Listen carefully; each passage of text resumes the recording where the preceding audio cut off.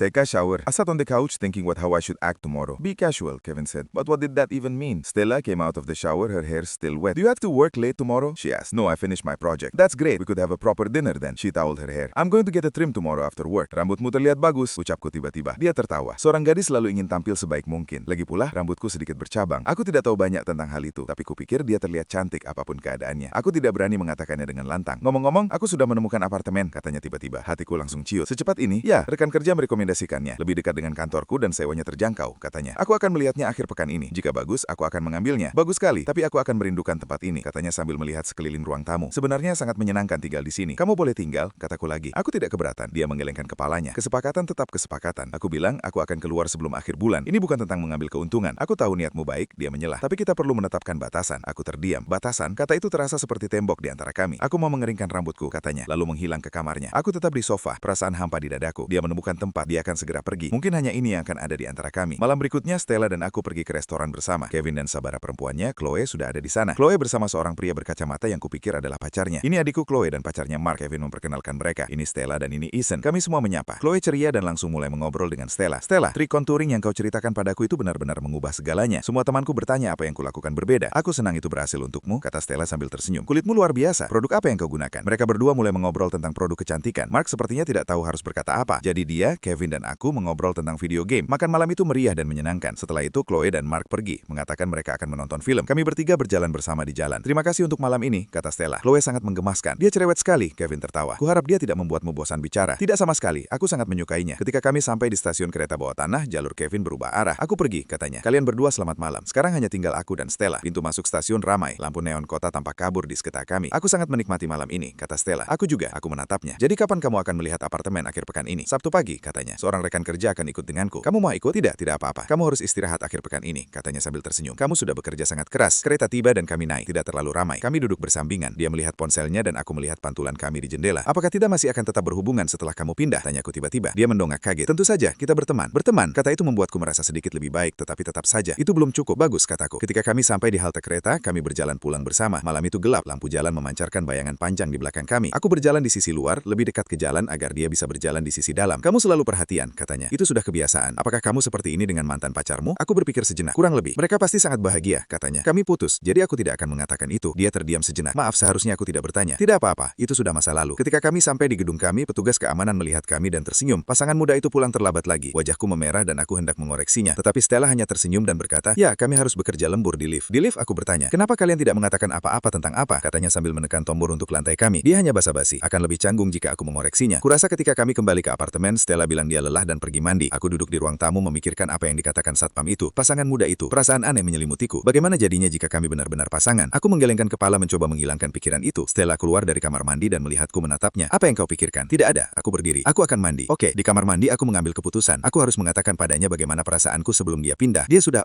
tapi bagaimana? Kapan? Aku masih belum mengetahuinya. Ketika aku keluar, dia sudah pergi ke kamarnya. Aku berjalan ke pintunya, mengangkat tangan untuk mengetuk, lalu menurunkannya. Sudah terlalu. Ini bukan waktu yang tepat. Aku kembali ke kamarku dan berbaring di tempat tidur, menatap langit-langit. 5 hari lagi. Aku hanya punya 5 hari. Pada Jumat pagi, Stella sudah pergi ketika saya bangun. Ada catatan di meja. Harus masuk lebih awal untuk rapat. Sarapan ada di dapur, baru saja dipanaskan. Ada sandwich yang dibungkus dan sekotak susu di dapur. Saya memanaskan sandwich dan duduk di meja makan perlahan. Dia selalu begitu perhatian. Aku pikir saya teralihkan perhatiannya sepanjang hari di kantor. Saya terus membuat kesalahan pada gambar saya. Bahkan sampai ketua tim saya menyadarinya. Ethan, kamu baik-baik saja? Kamu terlihat lelah. Mungkin kamu harus pulang lebih awal. Tidak, aku baik-baik saja. Aku katakan sambil menggosok pelipisku dan memaksa diri untuk fokus. Saat makan siang, Kevin menemuiku lagi. Kami duduk di sudut kantin dan dia langsung ke inti pokok. Apakah kamu sudah memberitahu Stella? Memberitahunya apa? Bahwa kamu menyukainya? Aku menggelengkan kepala. Belum. Kenapa belum? Kamu bilang dia sudah menemukan tempat tinggal barunya dan akan segera pindah. Itu sebabnya sulit untuk mengatakan apapun. Aku mengelah nafas. Apa gunanya? Itu hanya akan membuat keadaan canggung baginya. Bagaimana kamu tahu itu akan membuat keadaan canggung? Tanyanya bingung. Bagaimana jika dia juga menyukaimu? Aku telah mempertimbangkan kemungkinan itu, tapi aku takut mengambil risiko. Stella mengatakan dia waspada terhadap laki-laki. Jika aku mengaku dan dia menolakku, kita mungkin tidak bisa berteman pula. Aku perlu memikirkannya lebih terperinci, kataku. Terserah kamu, katanya sambil menggelengkan kepalanya. Tetapi ingat, kamu akan melewatkan 100% kesempatan jika kamu tidak mencoba. Aku tahu dia benar, tapi aku tetap takut. Pada pukul 4 saya mendapat pesan singkat darinya. Aku harus bekerja lembur malam ini, jangan menungguku untuk makan malam. Aku membalas, oke, jaga diri, kamu juga. Itu percakapan sederhana, tapi aku membacanya berulang-ulang. Aku ingin bertanya kapan dia akan melihat apartemen pada hari Sabtu, tapi rasanya terlalu lancang, jadi aku tidak melakukannya. Setelah bekerja, aku tidak langsung pulang. Aku pergi ke mall dan hanya berkeliling.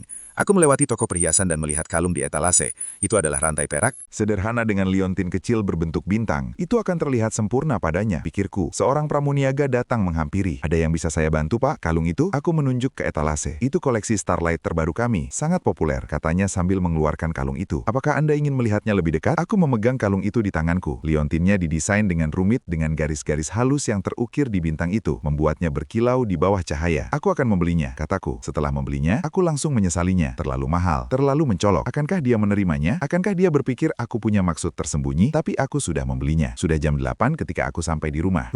Stella belum pulang. Aku menyembunyikan kotak kalung di laci, berencana memberikannya padanya di waktu yang tepat. Pukul 10.30 dia akhirnya pulang. Dia tampak kelelahan dan langsung ambruk di sofa begitu masuk. Ada apa? Tanyaku. Sebuah proyek gagal, katanya, matanya terpejam. Seharusnya kami menyelesaikan pemotretan hari ini, tetapi modelnya mundur di menit terakhir, menuntut lebih banyak uang. Kami tidak bisa mencapai kesepakatan, jadi sekarang kami harus mencari orang lain dan seluruh jadwal berantakan. Apa yang akan kau lakukan? Mencari model baru, menjadwal ulang semuanya. Dia menghela napas. Habis sudah bonusku bulan ini. Aku pergi ke dapur dan mengambilkan segelas air hangat untuknya. Ini, terima kasih. Dia mengambilnya dan menyesap perlahan. Terkadang aku hanya ingin berhenti, lalu berhenti. Lebih mudah diucapkan daripada dilakukan. Dia memberiku senyum lelah. Aku harus membayar sewa, tagihan. Aku tidak bisa begitu saja berhenti. Aku duduk di kursi berlengan di seberangnya. Aku bisa meminjamkanmu uang. Kau bisa membayarku saat kau menemukan pekerjaan baru. Dia membuka matanya dan menatapku. Kenapa kau begitu baik padaku? Aku kehilangan kata-kata. Kenapa? Karena aku menyukainya, tapi aku tidak bisa mengatakannya. Kami berteman. Akhirnya kukatakan. Dia menatapku sejenak lalu tersenyum. Ya, berteman. Dia menutup matanya lagi. Aku harus melihat apartemen itu besok. Kuharap berhasil. Kalau tidak, aku akan menjadi tunawisma. Kau tidak akan menjadi tunawisma. Kau bisa tinggal di sini, kataku untuk ketiga kalinya. Dia menggelengkan kepalanya tetapi tidak mengatakan apapun lagi. Setelah beberapa saat, napasnya menjadi teratur. Dia tertidur. Aku bangun perlahan dan menyelimutinya. Dia bergerak tetapi tidak bangun. Aku berlutut di samping sofa dan menatap wajahnya yang sedang tidur. Dia selalu terlihat begitu fokus atau ceria saat terjaga. Sekarang dia terlihat begitu tenang dan lembut. Bulu matanya panjang, menaungi pipinya dengan bayangan samar. Aku mengulurkan tangan, ingin menyentuh wajahnya tetapi menghentikan diriku sendiri. Aku berdiri dan kembali ke kamarku. Aku tidak tidur nyenyak malam itu. Aku bermimpi dia pindah dan aku mengejarnya tetapi tidak bisa menyusul. Aku bangun sebelum subuh dan berbaring di tempat tidur mendengarkan suara apapun dari ruangan lain. Pukul 7 aku mendengar dia bangun. Aku juga bangun, berpura-pura baru bangun tidur. Selamat pagi, katanya dari dapur, sambil membuat kopi. Kenapa kamu bangun sepagi ini? Tidak bisa tidur, aku berkata. Apakah kamu akan melihat apartemen sekarang? Iya, rekan kerjaku akan menjemputku pukul 9. Dia menatapku. Kamu terlihat tidak sehat. Apa kamu kurang tidur? Sebaiknya kamu kembali tidur. Masih pagi. Aku menggelengkan kepala. Tidak, aku akan mengantarmu ke bawah. Dia tampak terkejut. Tidak perlu, rekan kerjaku yang akan mengantar. Aku mau. Aku bersikeras. Dia tidak membantah. Kami sarapan cepat dan pukul 8.30, teleponnya berdering. Rekan kerjaku sudah di sini. Aku sedang menuju ke bawah. Aku akan mengantarmu. Kami turun bersama. Sebuah sedan putih terparkir di pintu masuk kompleks. Seorang wanita berambut pendek duduk di kursi pengemudi melambaikan tangan ke Stella. Itu rekan kerjaku, Olivia, kata Stella. Aku mengangguk pada Olivia. Dia menatapku dari atas ke bawah dengan senyum penuh arti. Aku pergi, kata Stella. Oke, hubungi aku jika kamu butuh sesuatu, kataku. Dia masuk ke mobil dan Olivia pergi. Aku berdiri di sana memperhatikan mobil itu sampai menghilang di tikungan. Aku kembali ke apartemen yang sekarang terasa kosong. Barang-barangnya masih di sini, jaketnya di sofa, botol airnya yang setengah kosong di meja. Tapi kehidupan di apartemen itu telah hilang. Tempat itu baru mulai terasa seperti rumah ketika dia pindah. Sekarang dia akan pergi. Tempat itu akan kembali menjadi ruang kosong. Aku duduk di sofa dan mengambil botol airnya. Menatapnya lama sekali. Siang hari, aku mendapat pesan singkat darinya. Aku melihat apartemennya. Bagus. Aku akan mengambilnya. Aku membalas. Kemenangan. Terima kasih. Aku pindah Sabtu depan. Sabtu depan? Itu hanya 6 hari lagi. Butuh bantuan? Tanyaku. Tidak. Aku akan menyewa truk pindahan. Tetapi jika kamu luang, kamu bisa datang untuk membantuku membongkar. Oke, aku akan datang. Aku meletakkan ponselku dan mengambil keputusan. Aku harus memberikan kalung itu padanya. Sebelum dia pindah sore itu, aku mulai membersihkan. Aku merapikan ruang tamu, membersihkan dapur sampai bersih tanpa noda. Saat bekerja, aku merasa seperti seorang suami yang menunggu istrinya pulang. Pikiran itu membuat wajahku memerah. Malam harinya, Stella kembali. Ia tampak gembira sambil membawa kotak kue. Olivia membelikanku kue. Aku bawakan sepotong untukmu, katanya sambil meletakkan kotak itu di atas meja. Ini kue coklat. Kuharap kau sukai. Aku suka, jawabku. Bagaimana apartemennya? Bagus sekali. Apartemen satu kamar tidur, menghadap selatan, banyak cahaya, katanya sambil duduk. Agak jauh dari stasiun kereta bawah tanah. Harus jalan kaki sekitar 10 menit. Tidak terlalu buruk. Ya, sedikit lebih mahal daripada di sini, tapi sepadan untuk memiliki tempat tinggal sendiri. Dia membuka kotak kue. Ini, ayo kita makan selagi masih hangat. Kami berbagi kue. Kue itu raka rasa dan berwarna gelap. Tidak terlalu manis. Terima kasih, katanya tiba-tiba. Untuk apa? Untuk semuanya. Karena telah merawatku selama beberapa minggu terakhir ini, katanya, menatapku dengan serius. Kau benar-benar orang baik, Ethan. Hatiku terasa sesak. Kedengarannya seperti ucapan perpisahan. Kau juga orang baik, kataku. Dia tersenyum. Ya, kalau begitu kita berdua orang baik. Setelah kami selesai makan kue, dia bilang akan mulai berkemas dan pergi ke kamarnya. Aku duduk di ruang tamu mendengarkan suara dari dari kamarnya. Dadaku terasa sesak. Aku membuka deraci dan mengeluarkan kotak kalung. Aku bukanya. Liontin bintang berkilauan di bawah cahaya. Haruskah aku berikan sekarang atau pada hari dia pindah? Aku masih belum menentukan. Aku memutuskan. Pintunya terbuka dan dia keluar dengan setumpuk buku. Aku sudah selesai dengan ini. Kamu mau? Kalau tidak, aku akan menyumbangkannya. Aku melirik buku-buku itu. Beberapa novel, beberapa buku tentang kecantikan dan tata rias. Coba kulihat. Dia meletakkan buku-buku itu di meja kopi dan kembali ke kamarnya. Aku membolak-balik buku-buku itu dan menemukan pembatas buku buatan tangan di salah satu novel. Itu adalah gambar bunga kecil yang digambar tangan. Aku mengambilnya. Di bagian belakang, dengan tulisan tangan kecil dan rapi, tertulis, "Semoga setiap hari dipenuhi dengan sinar matahari." Itu tulisan tangannya. Aku dengan hati-hati meletakkan pembatas buku itu kembali ke dalam buku. Aku ingin menyimpan buku ini dan pembatas buku ini. Pukul 10, dia keluar untuk mengambil segelas air. Dia melihatku masih saja duduk di ruang tamu. "Kenapa kamu masih terbangun?" "Aku menunggumu." "Menunggumu?" Tanyanya bingung. Aku berdiri dan berjalan menghampirinya. Jantungku berdebar kencang dan telapak tanganku berkeringat. "Aku punya sesuatu untukmu," kataku. "Apa itu?" Aku mengeluarkan kotak kalung dan membukanya. Liontin Starlight bersinar di bawah cahaya. Dia terkejut. "Ini hadiah," kataku. "Hadiah pindah rumah." Dia melihat kalung itu, lalu menatapku. "Ini terlalu berlebihan. Aku tidak bisa menerimanya." "Tidak, ini hanya tanda kecil," kataku. Suaraku sedikit gemetar. "Kumohon, ambil saja." Dia terdiam sejenak. "Ethan, kenapa kau memberikan ini padaku?" "Karena..." Aku menarik napas dalam-dalam. "Karena aku menyukaimu." Kata-kata itu terucap. Tidak sesulit yang kukira. Bahkan, itu melegakan. Matanya membelalak. Dia jelas tidak mengharapkan itu. Dia membuka mulutnya tetapi tidak mengatakan apapun. "Aku tahu kita belum lama saling mengenal. Dan aku tahu kau akan pindah di akhir bulan," lanjutku. "Tapi aku hanya perlu memberitahumu. Kau tidak perlu memberiku jawaban sekarang. Aku tidak ingin membuat keadaan canggung. Aku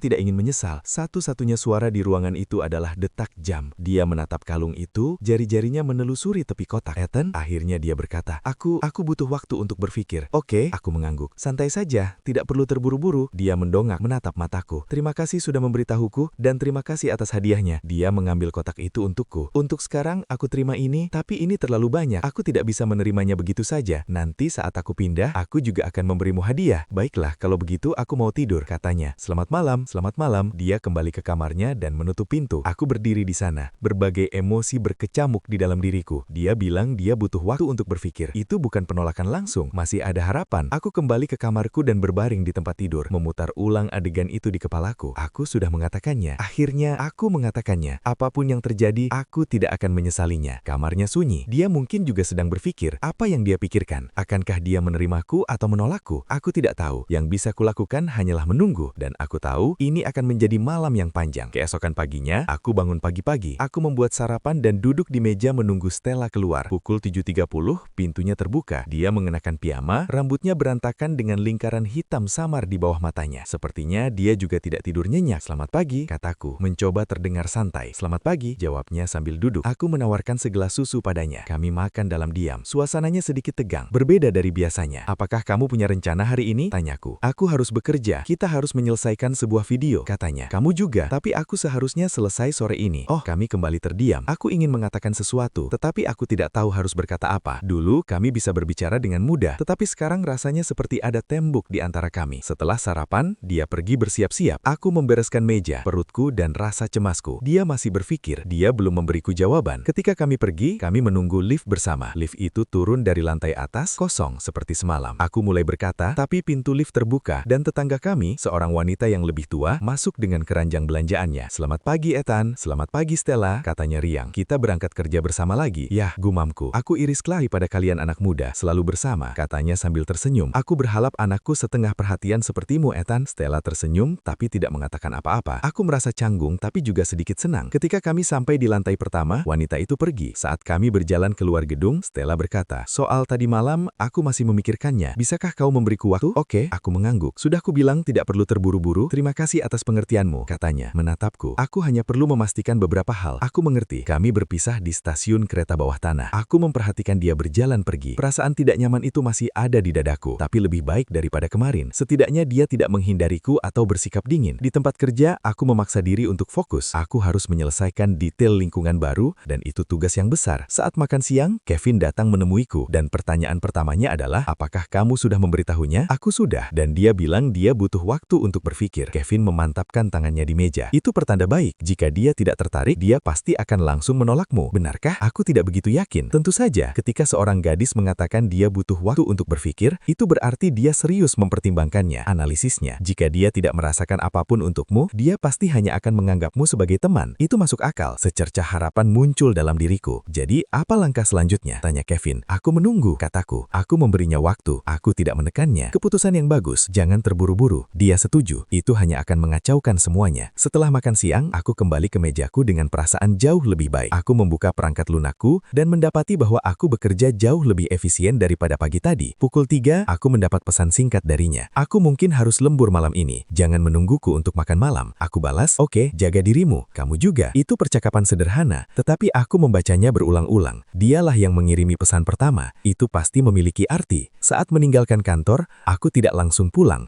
Aku menyelesaikan pekerjaanku, memeriksanya ulang, lalu mematikan komputerku. Langit sudah gelap saat aku meninggalkan gedung. Aku memutuskan untuk pergi ke gedung kantornya. Aku tahu letaknya tetapi tidak tahu lantai berapa. Aku berdiri di seberang jalan memandang jendela-jendela yang terang. Mungkin salah satu dari itu kantornya, pikirku. Aku berdiri di sana selama setengah jam. Merasa agak bodoh. Aku hendak pergi ketika aku melihat dia berjalan keluar gedung. Dia tidak sendirian, seorang pria bersamanya, dan mereka berngobrol sambil berjalan. Hatiku langsung ciut. Pria itu tinggi, mengenakan setelan dan tampak sangat profesional. Mereka tampak sedang berbicara serius, dan dia bahkan tertawa beberapa kali. Secara naluriah, aku bersembunyi di balik pohon. Aku memperhatikan saat mereka sampai di pinggir jalan, dan pria itu memanggil taksi. Dia membukakan pintu untuknya seperti seorang pria sejati. Dia masuk, pria itu mengikutinya, dan mobil itu melaju, pergi. Aku berdiri di sana membeku. Harapan yang telah tumbuh sepanjang hari lenyap dalam sekejap. Jadi itulah yang dimaksud dengan butuh waktu untuk berpikir. Bukan karena dia ragu tentang aku, itu karena dia punya pilihan lain. Aku menertawakan diriku sendiri. Tentu saja, wanita seperti dia, pintar, bancak, baik hati, tentu saja akan ada pria lain yang tertarik padanya. Aku ini apa? Hanya teman sekamar yang baru dikenalnya beberapa minggu. Aku berjalan pelan-pelan pulang. Aku melewati toko perhiasan, dan kalung Starlight itu masih ada di etalase. Aku meliriknya, lalu berjalan lebih cepat. Apartemen itu kosong, barang-barangnya masih di sini, tetapi dia tidak ada. Sebentar lagi bahkan barang-barangnya pun akan hilang. Aku duduk di sofa dan menyalakan TV, tetapi tidak menontonnya. Aku hanya menatap jam, menghitung menit. Jam 11, dia masih tidak kembali.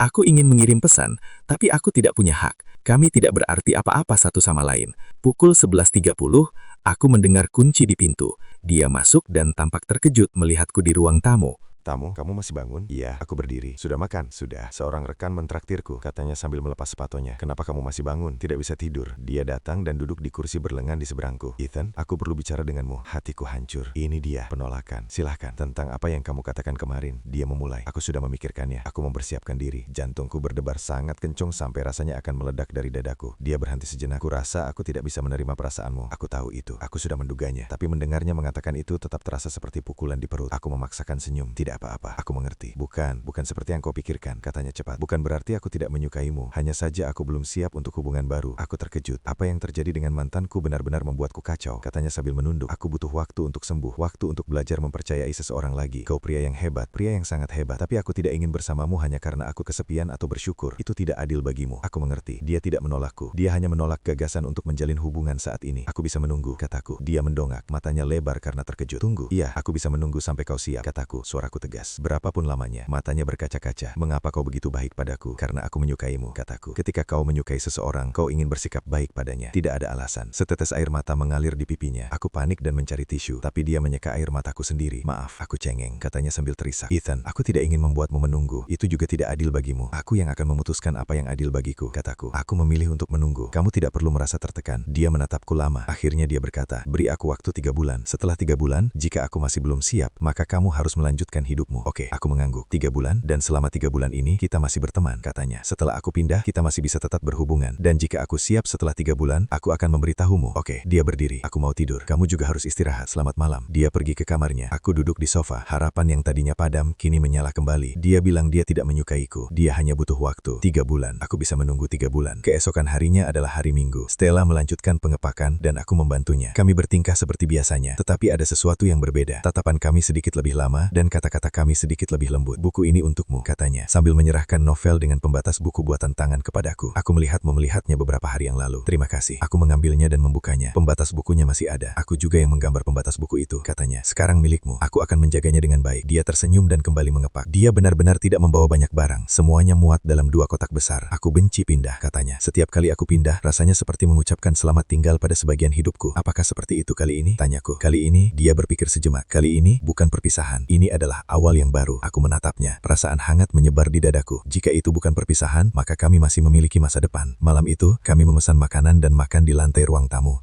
Itu adalah akhir pekan terakhir kami sebagai teman sekamar. Aku akan membantumu pindah Sabtu depan, kataku. Oke, katanya. Kali ini tidak menolak. Dan setelah kamu pindah, aku akan mengajakmu makan malam untuk merayakannya. Itu akan mahal, tapi itu sepadan. Dia tersenyum, matanya berkerut saat tersenyum. Itu indah. Aku menatapnya, hatiku meluap. 3 bulan. Aku akan menunggunya, dan dalam 3 bulan itu, aku akan menunjukkan betapa tulusnya aku dan membantunya menurunkan pertahanannya. Setelah makan malam, kami menonton film. Kami memilih film komedi dan tertawa sampai perut kami sakit. Dia jatuh kembali ke sofa, tertawa, dan aku menatapnya, merasakan kebahagiaan yang mendalam. Film berakhir pukul 11 malam. Dia menguap. Aku mengantuk, istirahatlah, selamat malam. Aku melihatnya menutup pintu, hatiku penuh harapan. Dalam 3 bulan, mungkin kita akhirnya bisa bersama. Aku kembali ke kamarku, membuka novel, dan melihat pembatas buku. Semoga setiap hari dipenuhi sinar matahari. Aku ingin menjadi sinar mataharinya, menunggu hari di mana dia siap menerimanya. Malam itu, aku tidur nyenyak. Aku bermimpi dia berdiri di ladang yang disinari matahari, tersenyum padaku. Senin pagi, aku bangun dengan suasana hati yang baik. Aku membuat sarapan besar dan menunggu Stella. Ketika dia keluar dari kamarnya, dia sudah berpakaian untuk bekerja dengan riasan tipis.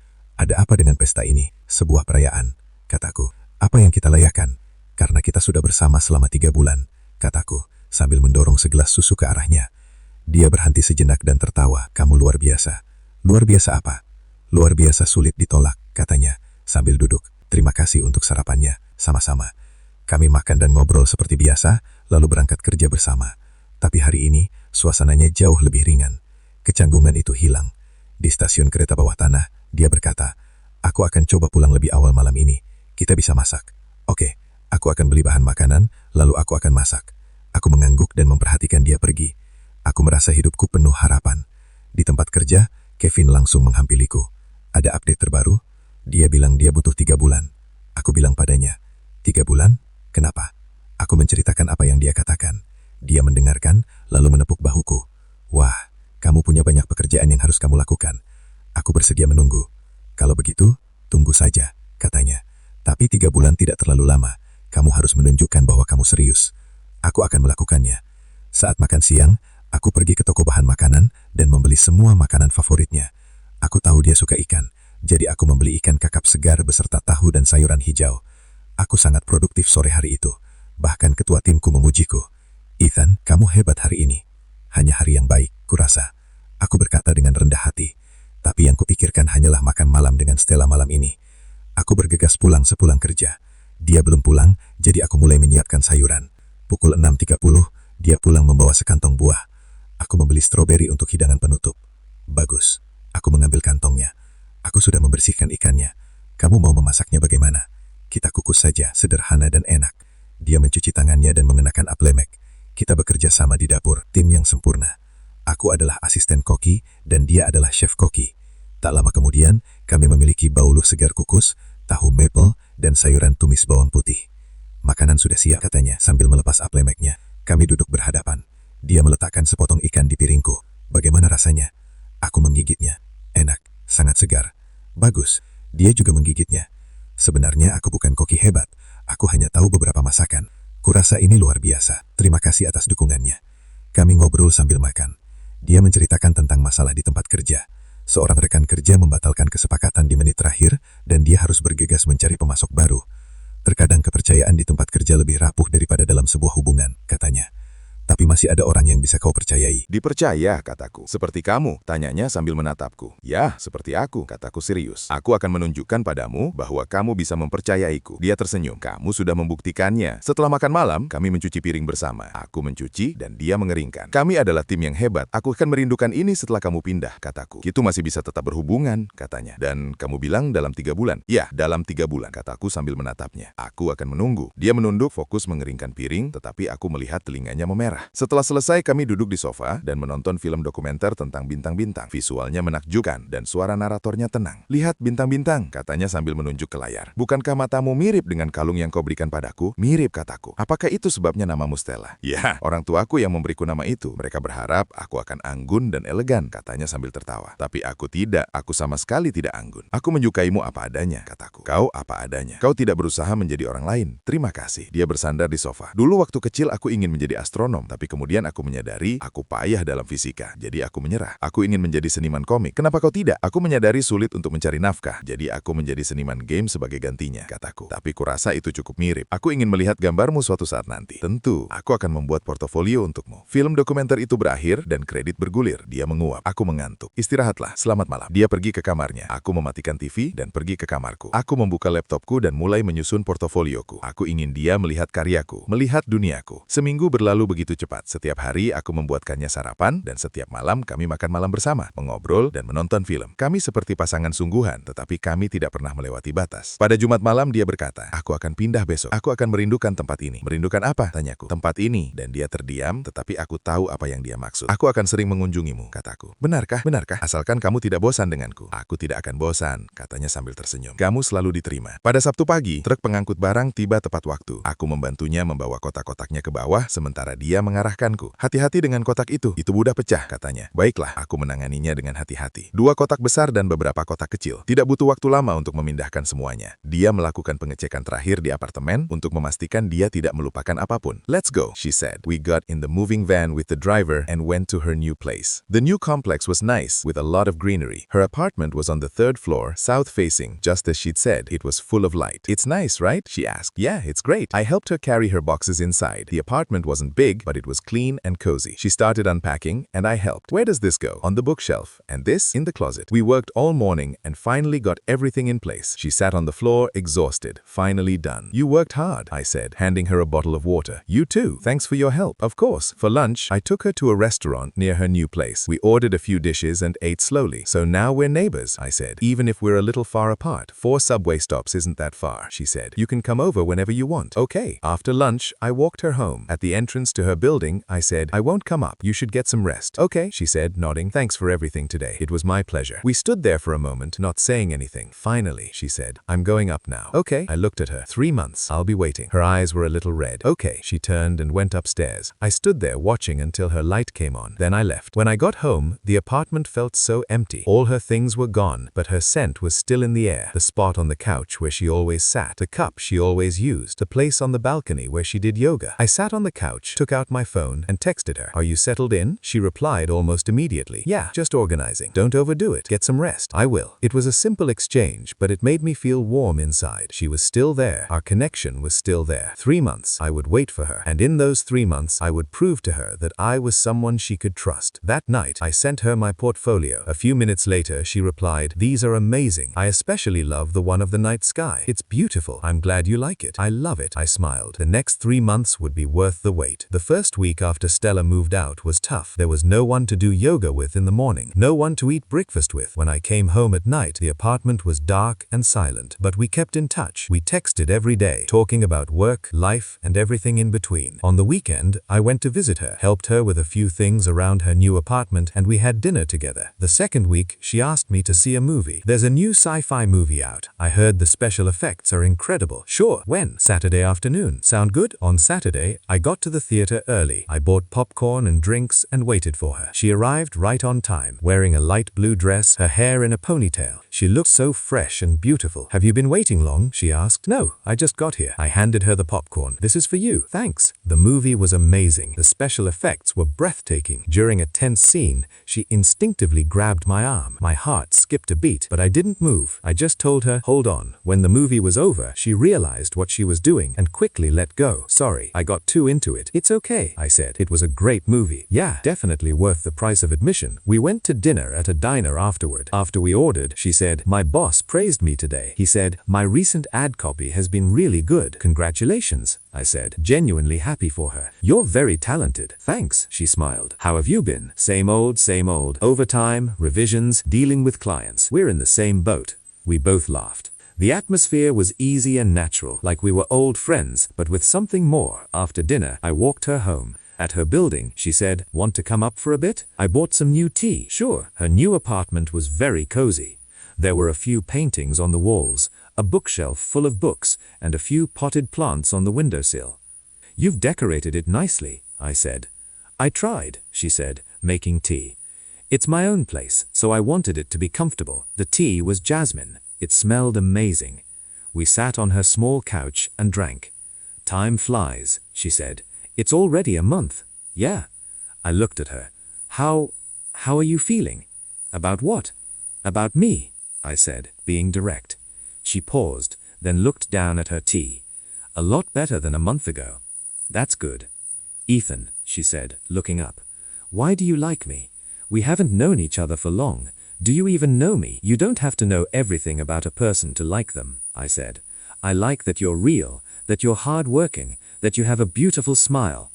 I like how focused you are when you do yoga, how engrossed you get in movies, how serious you are when you cook. Isn't that enough? Her eyes welled up. It's enough. It's more than enough. Then what are you still afraid of? I asked. Are you afraid I'll hurt you? I'm not afraid you'll hurt me, she said, shaking her head.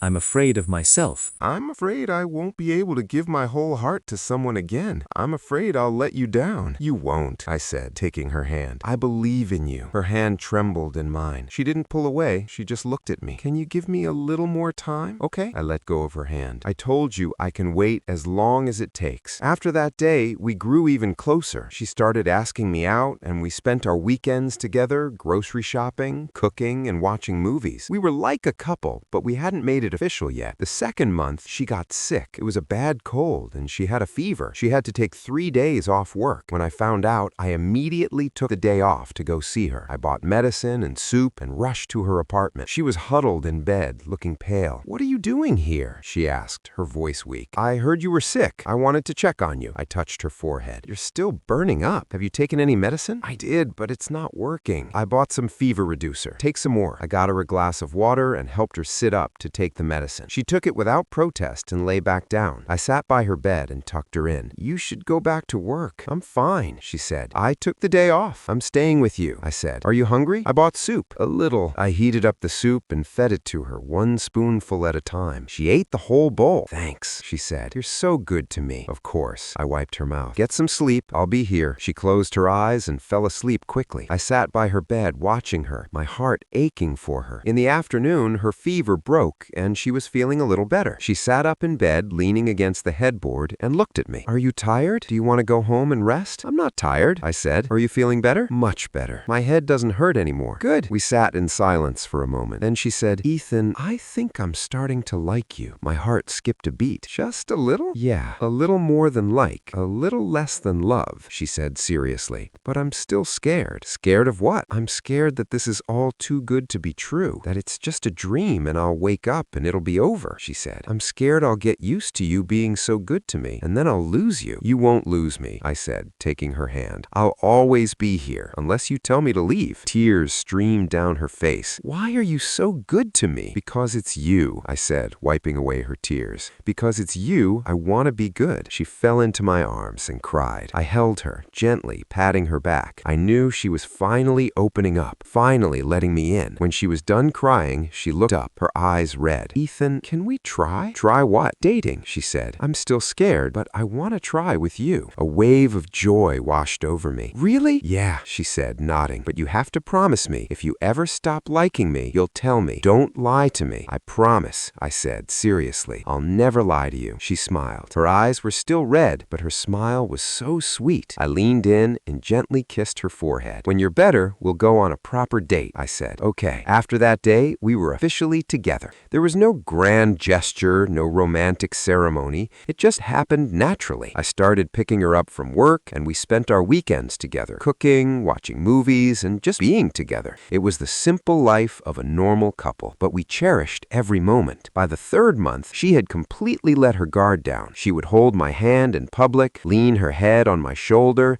and bring me food when I had to work late. On the day the 3 months were up, I took her back to where we first met, the elevator in our old building. Remember this place? I asked. I do, she said with a laugh. The first time I saw you, I was in my nightgown. It was so embarrassing. I thought you were beautiful, I said. I knew from that moment that you were special. Really? Really, I said. Seriously. Stella, it's been 3 months. Are you still scared? She shook her head. Not anymore, because I know you're for real. Then I took a small box out of my pocket. Will you officially be my girlfriend? I opened the box. Inside were 2 simple matching rings. Her eyes widened. What is this? It's too early to propose, so let's just make it official, I said. I want everyone to know that you're my girlfriend. Tears streamed down her face, but this time they were happy tears. I will. I slipped the ring on her finger. It was a perfect fit. She did the same for me. We held hands, our rings sparkling in the light. Nice to meet you, girlfriend, I said. Nice to meet you too, boyfriend, she replied with a smile. We hugged right there where we first met and began our love story from a misunderstanding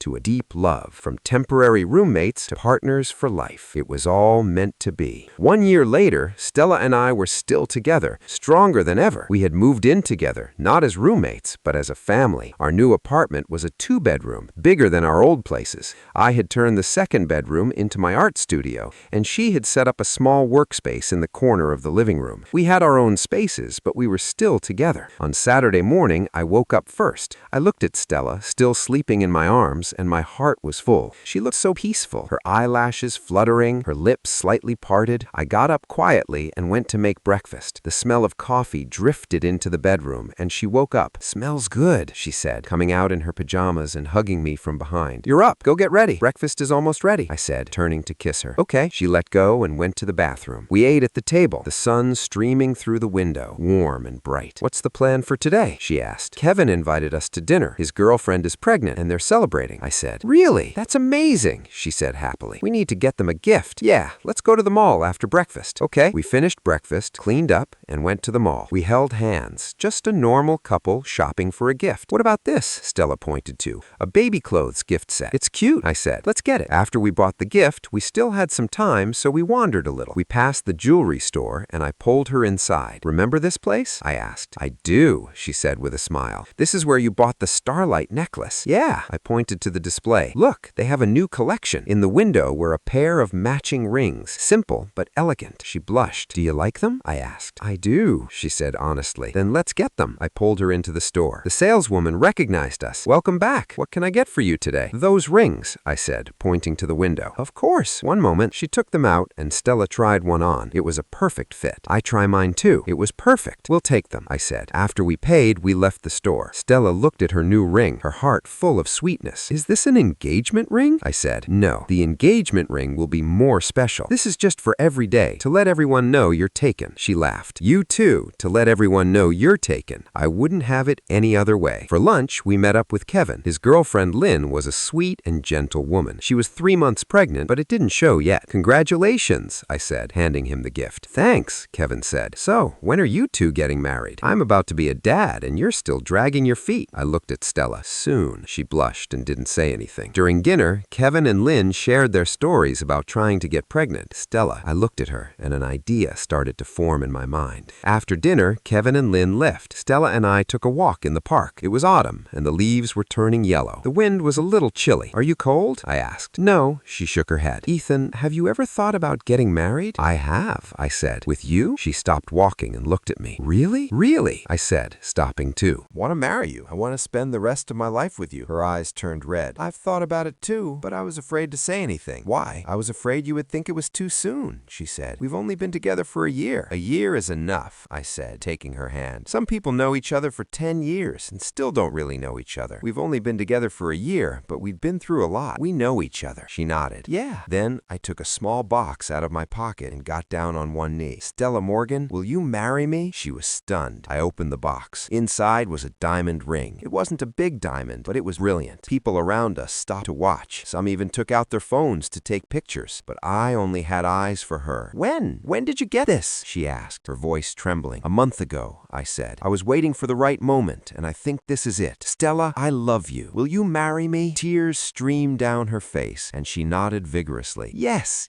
I will. I slipped the ring on her finger, stood up, and hugged her. The people around us applauded and cheered. We held each other for a long time before we finally let go. She looked at the ring on her hand, crying and laughing at the same time. You're so unpredictable. It was a surprise, I said, wiping away her tears. Do you like it? I love it. I love it so much. We walked home hand in hand, smiling the whole way. When we got back, she still felt like she was in a dream. Are we really getting married? She asked. We are, I said. Next spring. What do you think? Okay. We started planning our wedding, talking about who to invite, where to have it, what to wear. As we talked, she leaned her head on my shoulder and fell asleep. I gently picked her up and carried her to bed. I sat by her side, watching her sleep, my heart full of gratitude. I was grateful for the realtor's mistake that made us roommates, grateful that she gave me a chance, that she let her guard down, grateful that we met, fell in love, and would now spend the rest of our lives together. Life is full of surprises. Some are bad, some are good, and Stella was the best surprise of my life. From a misunderstanding in a nightgown to a lifetime promise, our story was just